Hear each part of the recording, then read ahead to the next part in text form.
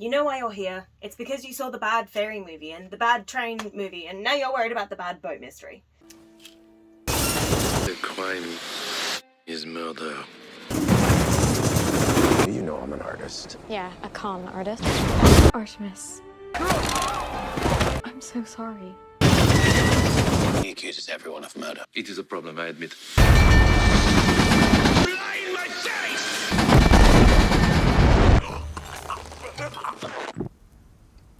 Sorry for the... I am equally disappointed in you. This is nice. So Kenneth Branagh is a British director, writer, actor and producer who is famous for a number of roles, including many Shakespearean leads, Gilderoy Lockhart, and, much to my personal distaste, Hercule Poirot, in the most recent adaptations of Murder on the Orient Express and Death on the Nile, two of Agatha Christie's most beloved novels, which Branagh also directed. We'll get there. Now, I don't want this whole video to feel like I'm just shitting all over Kenneth or trying to cancel him or whatever. Firstly, he's a sir and also a millionaire, so I don't think a 22-year-old aspiring writer's opinion means literally anything to him. Secondly, as far as I know, recently he hasn't done anything cancelable, and I'm not saying he shouldn't ever direct a film again. I'm just saying that maybe he needs to take a long, hard look at the projects he takes on and make sure that he understands both the text and the audience before he attempts to make another one. I, like many thousands of other children of the 90s, grew up reading the Artemis Fowl books. The three book series I was the most attached to, and to an extent still am, were Harry Potter, Artemis Fowl, and Skullduggery Pleasant. It's me aging through those. It's still kind of my dream to adapt the latter books to television, and I love the Percy Jackson books, but I didn't discover those until I was well into adolescence, so that's a different video. Artemis Fowl was so enthralling because it was so unique. As someone who read almost obsessively throughout my entire childhood, for a series to grab my attention and hold it like that, it really influenced the kind of media that I looked for as I tried to expand my own writing and critical thinking abilities. Artemis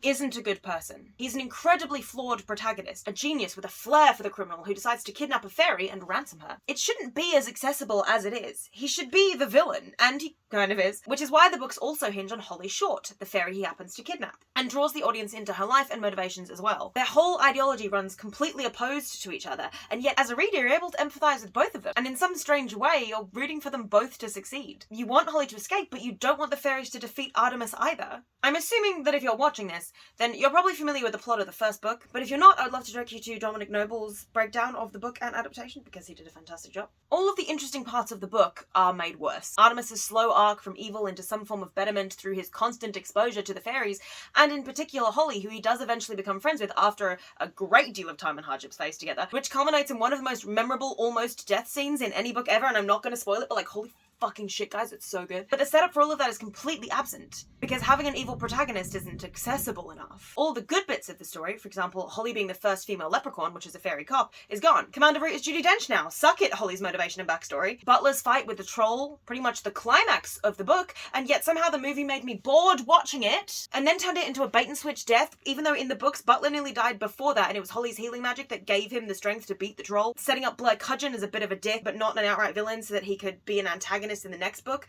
Instead of doing that, they set up both him and Opal as villains, despite neither of them really coming into their own as an antagonist until the Arctic incident. There are a lot more examples, but if I just wanted to list all of the things I didn't like about this film, I would be here all week, so let's move on. In 2020, as the credits rolled on this terrible, terrible film, I sat there wondering where it had all gone so wrong, and why Kenneth Branagh had even been trusted to adapt it in the first place. Especially considering that his record for adapting things that aren't Shakespeare is wobbly at best. To be clear, I know why studios keep giving him movies. It's the money, it's because they make money. But that doesn't make them good. I'm certain that Artemis Fowl's failure as an adaptation doesn't sit entirely on Kenneth Branagh's shoulders. A lot of it is to do with the way that Disney approaches creating things, particularly at the moment where we're in whatever the opposite of the Disney Renaissance is, the Disney Dark Ages. Except, no, that doesn't work, because there was actually a lot of artistic, scientific, and literary progress made in the real Dark Ages, so... The Disney Amazon production line. Yeah, that's more like it. The absolute opposite of creativity and passion and innovation. The anti-Renaissance. Dismantle capitalism, it's ruining art. If Artemis Fowl was the only adaptation Branagh had flubbed, it would be less noticeable, but in the last 10 years or so, Branagh has made 8 films, including the one currently out, and 6 of them are adaptations of popular IPs, except for last year's Belfast and 2018's All Is True, which is also the best of the 7 I've seen. I will readily admit that I haven't gotten around to watching Belfast yet. Largely because All Is True is a drama about Shakespeare written by Ben Elton. So not only only is it Branagh in his element, directing Shakespearean drama and literally playing Shakespeare, but it's written by the man who wrote Upstart Crow. Majesty, I beseech thee, must not a queen this murder do? Shouldn't that be a queen must not do this murder? Well, yes, it should, but I always think a sentence sounds better if you mix up the words a bit. It's one of my best tricks, in a nutshell. In a nutshell? What's that mean? Oh, 'tis just one of the numerous inspired phrases which I am wont to coin, and which I'm confident will enter the common idiom. It would have been genuinely difficult to screw that up. So let's start from the beginning of the slow descent to the eventual horror show that is Artemis Fowl, and then the clusterfuck that is the Poirot cinematic universe. 2011's Thor was monetarily successful, but at the time was known to be one of the weaker of the early Marvel cycle, and while I personally didn't mind the film, I can acknowledge a lot of the criticisms as being valid. And I think this is where a lot of the problems began to surface. Nothing you can do without defying Father. No, I know that. The only way to ensure the safety of our borders. Thor, it's madness. Madness? What sort of madness? We're going to Jotunheim. What? Branagh is known for his Shakespeare adaptations. His version of Hamlet is the best film adaptation of the play in existence, and even if you don't agree, you have to acknowledge that it's at the very least better than Mel Gibson's Hamlet. A king of shreds and patches. I mean, Jesus. Anyway, the point is, Branagh's strength is in long, witty, wordy dramas with static set pieces and intense acting. But after Thor, he just kept getting handed these huge films. The next one was Jack Ryan's Shadow Recruit, which is about as far away from Branagh's wheelhouse as you could imagine. You Americans like to think of yourselves as direct. Perhaps you are just rude. Perhaps you're just touchy. Thor, at least, is kind of Shakespearean in nature, with the twisted family and the Britishness of it all. But Jack Ryan is the polar opposite of everything you'd expect to see from a Branagh film. We're compromised. And it wasn't terrible, but I think that's part of the problem. Because in 2015, it was Cinderella, and that did crazy numbers, becoming the highest grossing film of his career and jump-starting the Disney anti-Renaissance. It's a perfectly fine film, but it is, as almost all of the recent live-action Disney adaptations have been, soulless. I will say it has more heart than most of the live-action adaptations that followed, and it jump-started Lily James's career, and it's beautiful to look at. But as with all it's true, it would be incredibly difficult to screw up. Now we come to at least my tipping point. In 2017, the trailer dropped for Murder on the Orient Express. As a lifelong Agatha Christie superfan, I feel I should preface this by saying that I know I'm probably in the minority here. And also, I was excited for this movie. I didn't go into it thinking it would be bad, because I've read every Agatha Christie novel and seen pretty much every adaptation of them in existence, and there are some truly atrocious ones out there, as well as some absolutely brilliant ones. And Murder on the Orient Express is easily one of her best novels. However, it is also the book that I had yet to see an adaptation that I was truly in love with. We don't talk about the 2001 version. The David Suchet version was too bogged down, too depressed and depressing. The Finney one is too cheesy. Obviously, those two are both still good, but there's a specific kind of charm that all of Agatha's books have that keeps going missing in adaptations of this particular story, which is something I could definitely make a video on if you're interested. But when I saw the trailer for Branagh's version, I was excited. The sweeping shot along the train as he narrates in Poirot's voice the crime that had taken place and all the characters reacted, it seemed perfect. As a small aside, I went back to rewatch the trailer for this bit, and I'd forgotten that it used Believer by Imagine Dragons as the trailer music, and I almost had a fucking stroke. I laughed so hard. The fact that Branagh's Poirot seemed to have the worst Poirot mustache that I've ever seen didn't even put me off. I was still super ready for this film. And I wasn't putting too much expectation on it either. Like I said, both of the previous adaptations are pretty highly regarded, but I still found them fairly lackluster, so I tried not to get any hopes up. I went in completely open-minded and excited to see what he'd done with it. And then it was just kind of there. All those grand set pieces, all the setup for some truly fascinating Shakespearean drama confined to a single train, the ultimate bottle episode. And all we got was essentially a movie of cameos. Everyone in it was famous, and all of them were massively underutilized. Except possibly Johnny Depp, who played that man as genuinely fucking unlikable in a way that I really liked. It's not flashy enough for the great Hercules Poirot, huh? Not no flashbulbs. You sell fakes to gangsters, you're suffering the consequences. I detect criminals, I do not protect them. So you say no to my dirty money? I say no to you, Mr. Wretched. It was exactly how I'd read that character. He was horrific and it was great, but the film itself was... it just missed the mark. It missed the thing that makes Agatha Christie so brilliant. The mystery, the people, the tension, and it really tries to portray it. And I think it does admirably in a lot of places, and all of the performances are as good as any performance you'd expect from those actors, but Okay, look, spoilers for an 87-year-old novel, so if you don't want to know the ending, please, for the love of God, go read the book. The adaptations are all fine, but the book is just unparalleled. Please pause this video right now and go read it. I'm not kidding. Okay, I'm assuming that anyone still here has read or seen it.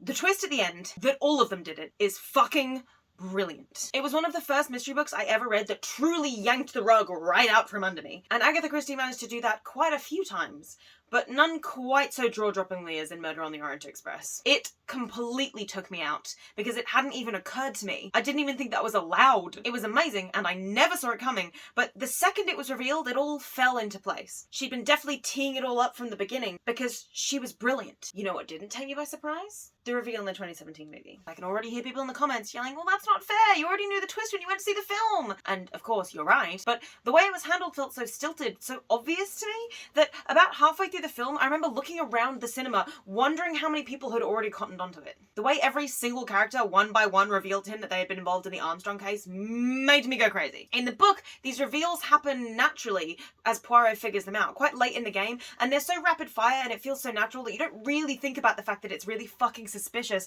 that all of these people are on the same train at the same time, until Poirot points it out. In the film, every new person that admitted their involvement in the Armstrong case felt like a flashing neon sign to the audience that they were involved in the murder. The book compounds the suspicion by making it seem as if all of them were simply trying to take the fall for each other. They each thought the other did it and were trying to save them, which is believable enough that when Poirot reveals the truth, it feels like a genuine twist, a real gasp-worthy moment. It's such a left-field answer that even Poirot suggesting it seems absurd. In the film, it feels more like Poirot is 2 steps behind, and that for a world-famous detective, he's missing the obvious right under his nose. It's odd. The way it's handled is just off somehow. But it received a lot of praise and made bank at the box office, so the things that weren't quite right about it just went unchecked. Which brings us all the way back to Artemis Fowl, which is the most egregious case of bad adaptation that I have ever seen. And I watched both the Percy Jackson films, Eragon, The Golden Compass, and the Hobbit trilogy. I've seen the things I love getting butchered before, but not like this.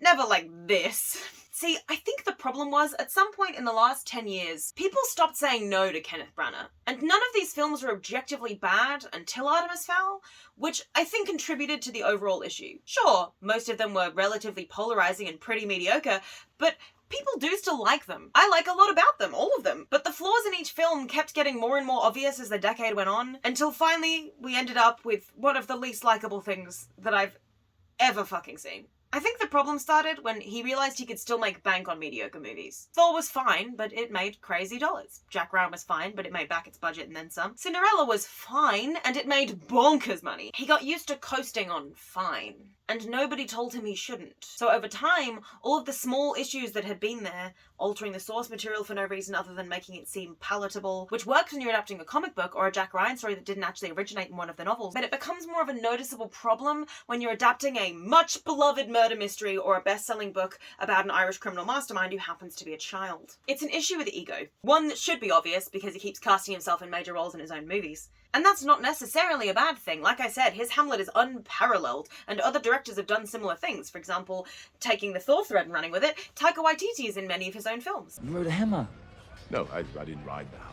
The hammer rode you on your back. No. I used to spin it really fast, and it would pull me off the... Oh my god, the hammer pulled you off. But he usually casts himself well. He's a comedy role or a supporting role, or both. He never tries to carry the emotional weight of the entire film because he's aware of the limitations that adds. Trying to direct something and also act in it, in the way that Branagh does, is usually to the detriment of the film. As one reviewer put it, never let it be said the director misses an opportunity to place his star front and centre, unfortunately relegating just about everyone else in the obligatory international all-star cast to a paper-thin character with 1 or at most 2 defining personality traits. Honestly, the fact that he didn't cast himself as Artemis's father in the film is really surprising to me. He's not in the film at all, and the role that seemed like he would play, that of the father, is being admirably propped up by Colin Farrell, who is not served well by the script or the story or anything else, but he's really hanging in there. But it seems like that role was written for Branagh because of the weight it has, and especially because of how little Artemis's father is actually in the first book, and how he doesn't know about magic, so why would you put that as a reveal in the film? I'm going to throw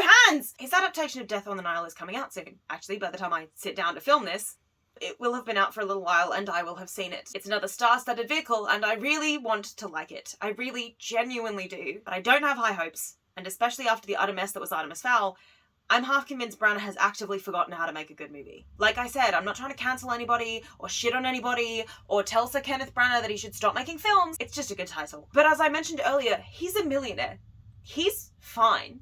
He can take a break from making movies to learn to love the craft again, and it won't affect his lifestyle. It seemed like Belfast was a personal story to him. Maybe he should pursue more films like that. Perhaps he should adapt another Shakespeare play, go back to his roots. Figure out what makes him happiest as a director before he takes on any other IPs. To avoid this cycle he seems to have gotten into of making mediocre-ish, passable movies with a lot of studio funding and overseeing that make bank but don't quite work. It's the movie for the capitalist age, and while it makes him and the studios money, it's not making art for art's sake, which is exactly what you have license to do when you have more money than God and access to whatever resources you like as a director. This is the time to make art for art's sake. When I want to do that, I have to weigh up whether it's worth it or whether I should just force myself to do something for the sake of paying my bills. But you're fine.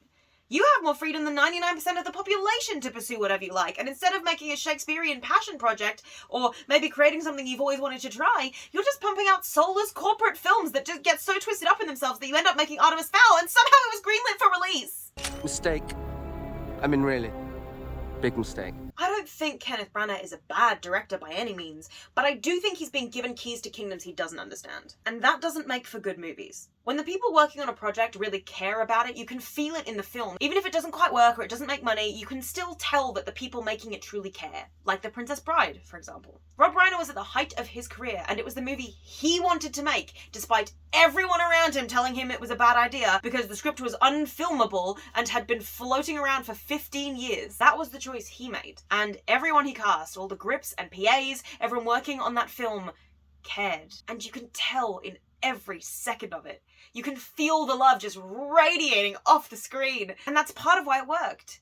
Every producer in Hollywood was unwilling to touch that film because it was unfilmable. Too much, too haphazard, too fantasy, too weird, no one will watch it. But people did. They still do. Artemis Fowl, oh yeah, we're back here again. Artemis Fowl is a weird, interesting, dark, funny, emotional series, and it deserved to be held in that regard, given the gravitas and respect that every child who grew up reading it gave it. Instead, it became another soulless live-action adaptation on the Disney production line. Artemis Fowl needed a director that loved the books the way Rob Reiner loved The Princess Bride. Realistically, it also needed to be a TV show, but I digress. You don't need to dumb it down or lighten it up for the audience, because that way, you please no one. The people who love the books will feel betrayed, the people who haven't read them will think it's a generic adolescent story with magic in it, of which there are hundreds. It's exactly what happened with the Percy Jackson movies, except somehow worse, and also, how did no one learn their lesson from the Percy Jackson movies? Artemis Fowl needs a director that loves it as much as Kenneth Branagh loves Shakespeare. Kenneth would never dumb down Shakespeare because he was worried it was inaccessible. He made it accessible just by treating it with respect, letting the words and the characters and the plot speak for themselves.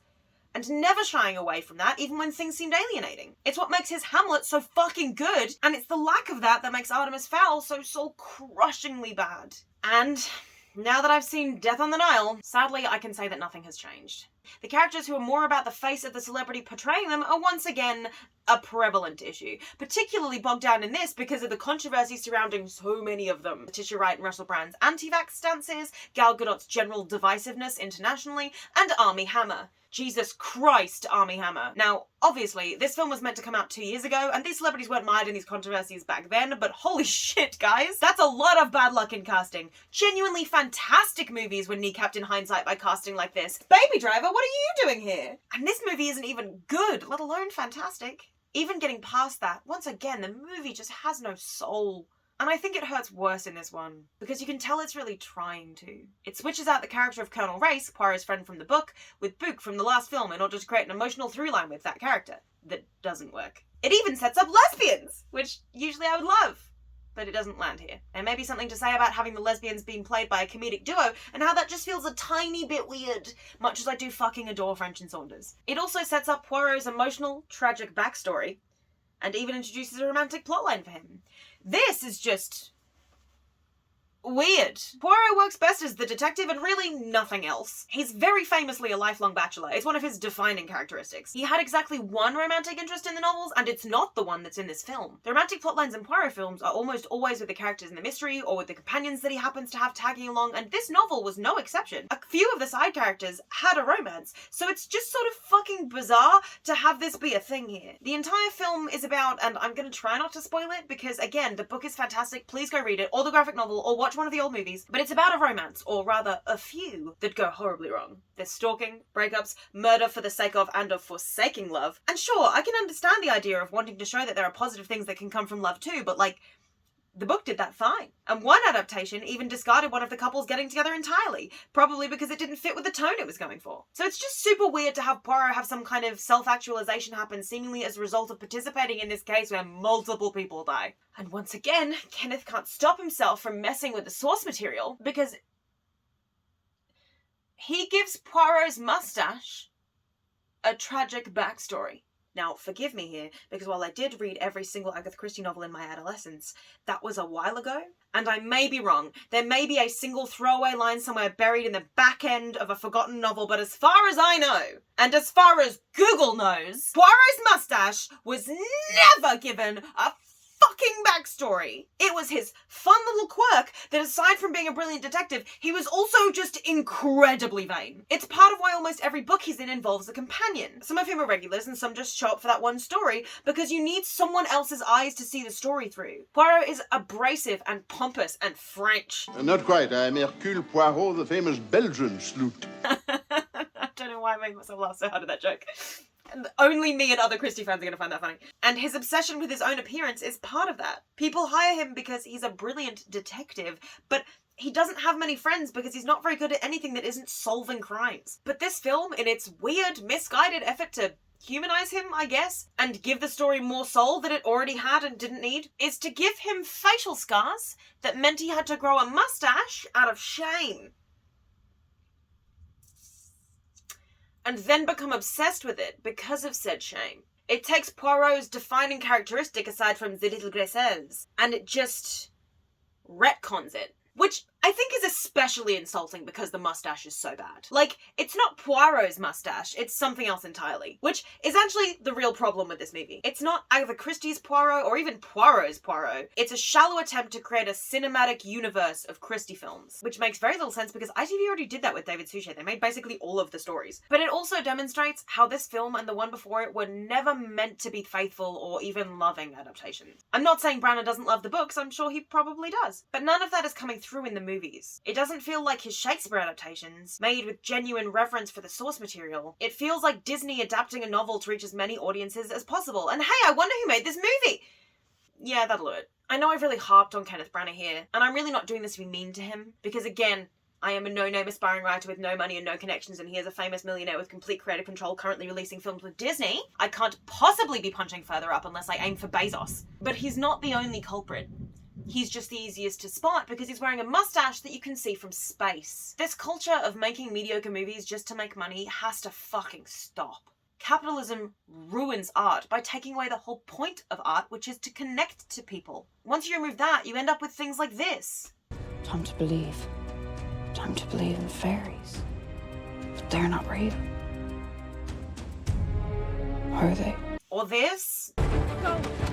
Come on, let's go! Come on! God's alive. What is that? A creature that consumes humans in 2.97 seconds and fairies in less than 1. Get ready. This is going all the way. Or this.